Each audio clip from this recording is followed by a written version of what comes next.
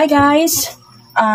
Gusto ko lang i-share sa inyo yung aking paglilinis ng isaw. May video po pala ako nung paglalaga ng isaw. Maraming mga comment doon, maraming mga bash. Gusto ko lang linawin. Tapos meron po tayo ditong isaw guys. May isaw kami dito na nabili. Ito po ay lagana kasi pag naglalaga pa po ako, mas lalo po tayo matatagalan. Kaya bumibili na lang kami ng lagana. Pero kung wala kaming choice guys, naglalaga ako. Yun nga po, may video ako kung paano po maglaga ng isaw na hindi siya malulusaw or hindi siya lalambot. Ngayon po, ang ginagawa ko po sa mga ganitong isaw na nakalaga na, kahit nakalaga na po yan, nalinis na daw po yan, pero ang ginagawa ko po ay binubudburan ko muna yan ng asin ulit bago natin yan hugasan. Pagkatapos po, lalagyan po natin ng suka. Naglalagay po ako ng konting suka. Sabay naglalagay din po ako ng baking soda. Tapos, lamasin po natin yan maigi. Lalamas po yan maigi guys, bago natin hugasan. Hinuhugasan ko po ito ng mga hanggang 5 beses. Yan, dinerecho ko na po dito sa lababo. Ayan, diretso nakita nyo po, nakalatag dito sa lababo. Malinis po yung aming lababo guys, kasi dito po ay hinuhugasan lang talaga namin dito ng mga aming mga kumakainan or yung mga ganito. Mga barbecue ko. Tapos, everyday din po ako nagsasanitize dito ng Sunrox. Yan. Lamasin ka na lamasin ng maigi. Saka po natin yan hugasan. May nagko-comment po dun guys. May video po ako. Kalkalin nyo lang po. Old videos ko na po yun. Yung naglalaga po ako ng isaw. Etong isaw po na to. I-compare ko po yung isaw guys. Ito po yung isaw na to. Manipis nyo po. Nakikita nyo po ba manipis? Ibig sabihin ito po ay anong tawag niya, nahagod na siya, hinagod na, kaya walang laman. Ayan, ang nipis na guys, oh. Yung iba, nagko-comment, bakit daw nibaliktad, yak, adiri, ganito, ganyan. Sa isaw po kasi guys, base po sa sinuro din ng mama ko, nalalaman ko, ang isaw po kasi ay pag ganito po yung lumalabas sir. Ayan yung puti. Yan po yung masarap sa isaw. Nasa sa inyo po kung nandidiri kayo o ano, basta alam ko po, ito po yung masarap sa isaw. Ito po ay malinis. Ito po yung isaw na hindi pa nahanginan, kaya hindi siya mapait, malinis. Hindi po yan tinatanggal. Kasi once guys, na pag tinatanggal nyo po lang yung laman ng isaw, wala ka nang may benta yan. Ang nipis na lang po yan. Lalayot-layot na lang po yan.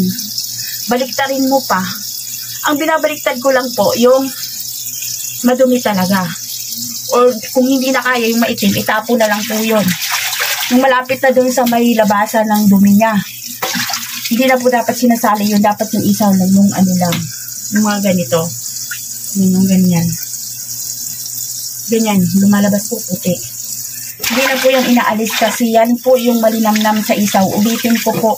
Sa mga nandidiri po, wag na po kayong kumain ng isaw. Kung nandidiri po kayo kasi talagang nililinis po yan ng maigi. Ayan, yung maputi. Kasi pag inaalis po natin yan, wala na pong, kumbaga wala na pong kwenta yung isaw, wala na siyang lasa.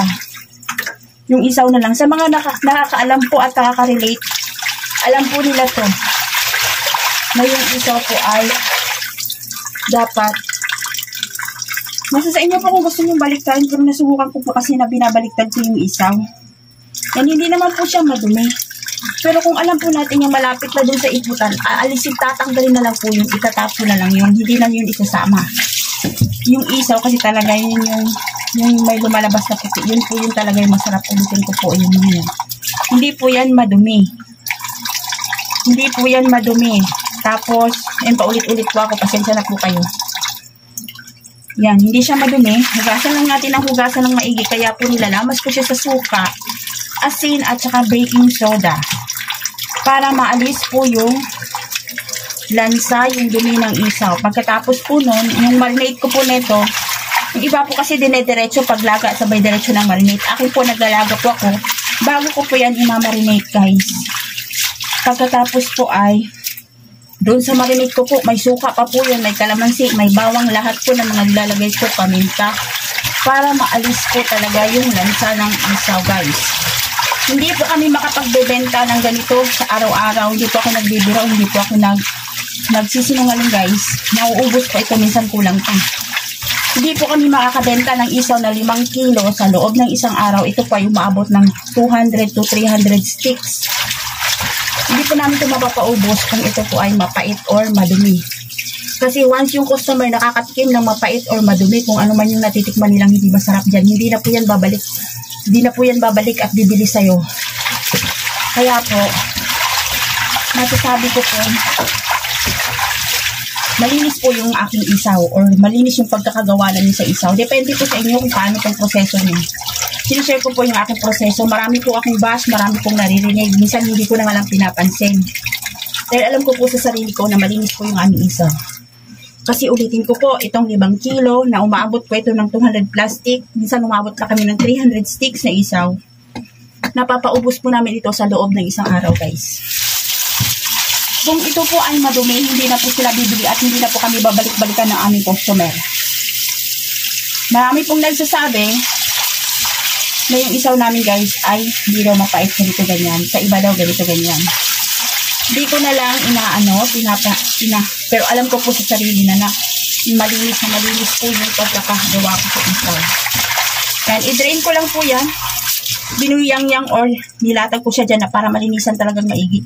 Tapos tinatanggal ko yung takip ng lababo para ma-drain siya. Tapos ulitin ko na naman siya paghugas ulit pag naubos yung tubig, pag na-drain. 5 times ko siyang hinuhugasan, guys. Tapos papatuluin ko to sa isang strainer. Pagkatapos ko siyang patuluin ay saka ko po minamarinate ng aking mga sangkap. Dito po sa aking YouTube channel, sinishare ko po yung aking marinate, yung aking sekreto sa pag-marinate ng isaw. Check nyo na lang po dyan. Yan, guys, ulit-ulitin lang natin kasi medyo mahaba na po yung aking sinasabi at mahaba na po yung aking explanation sa inyo. Ganyan lang po, ulit-ulitin lang natin. Yung mga ganyan, ito po, yung parang may updo. Nadikit siya sa updo. Hindi po yan mapait, guys. Hindi lang siya siguro natanggal ng maaga, kaya yung updo lumikit dyan. Yellow. Yan, malinis na malinis po. Matataba po yung isaw namin ngayon. Tinitignan ko po kung ano yung laman ng taba na yan. Kung bakit siya mataba, tinitignan ko po. Ayan siya. Ang laman po niyan ay kulay puti. Hindi ko po yan inaalis dahil po yung malinamnam kung bakit po natin binabalik-balikan yung isaw. Ito po yun, masarap.